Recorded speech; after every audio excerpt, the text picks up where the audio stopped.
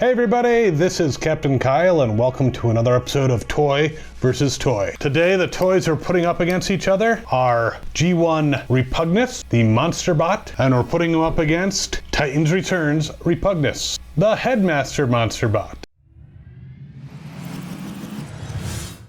So Monsterbots came out in the G1 line. The commercial showed them as a huge mistake. Oh no, the new Autobots are Monsterbots! But of course the Decepticons started to attack and the Monsterbots saved the day. Kind of like Dinobots, only weirder looking. Repugnus himself was in the comic book a bit.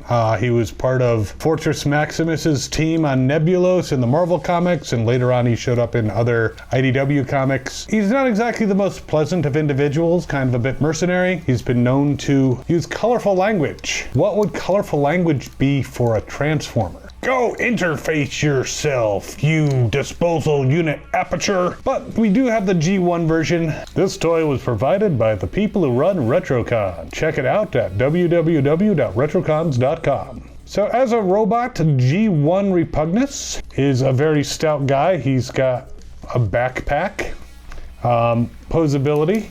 His leg can go back and forth, but he has some knee posability, so he can look like he's running. So he's actually got one up on a lot of G1 Transformers. The G1 does have, oddly, waist articulation, which is actually just due to part of the transformation process. But it's a very cool add-on.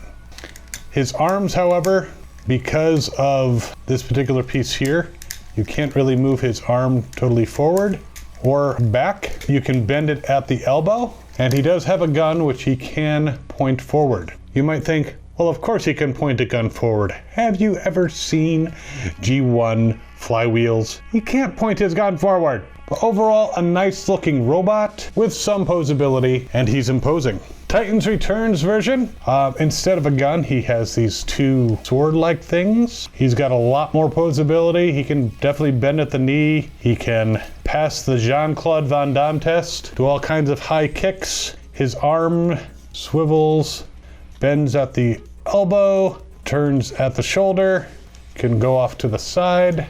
He does not really have hip articulation or waist articulation, so you can't turn him that way, but still compared to the original G1, a lot more articulation. A very cool figure, size-wise. Side by side, G1 Repugnus is definitely taller, more imposing, and just more massive. The backpack definitely does something there.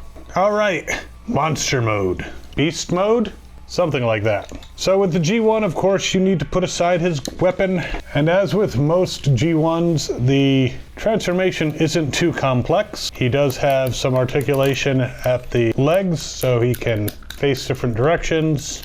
He actually, unlike the Titans Returns version, does have articulation at the waist. His weird claw things bend side to side, up and down, not a heck of a lot of articulation. He's got these weird mandibles, a backpack. Looks like it may actually be like a jetpack too, so maybe he flies. But the one thing about the Monsterbots, they all have this great gimmick with this little button right here.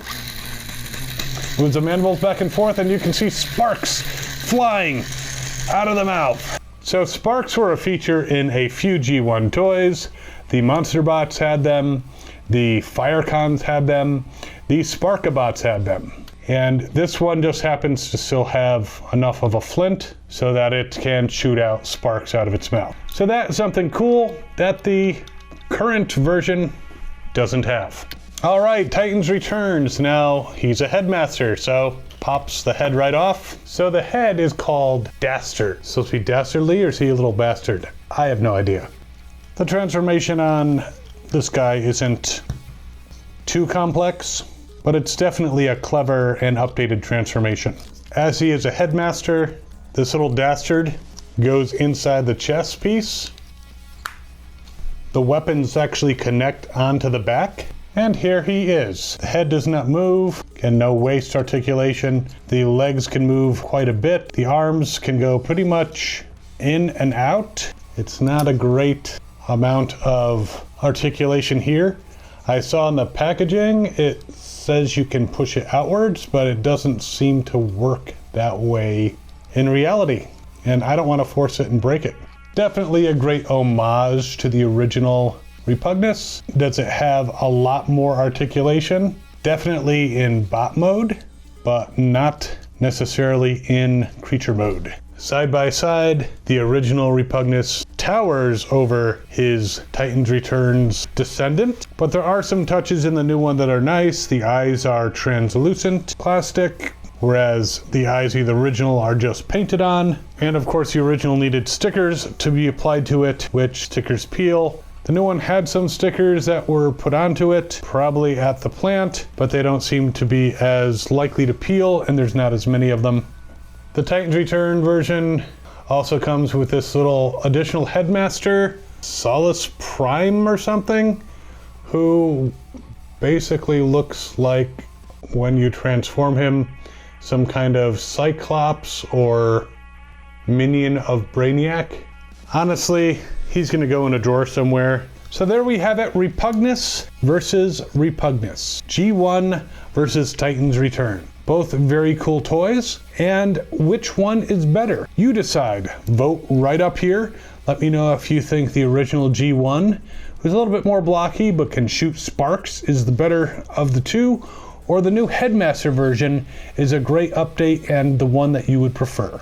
So that's this episode of Toy vs. Toy. We'll have another one very soon. In the meantime, you can check out these other videos over here. Be sure to subscribe down there. Hit that notification bell so you don't miss our next video. Be sure to follow us on Facebook, Twitter, and Instagram. We'll see you next time. Have fun and good hunting.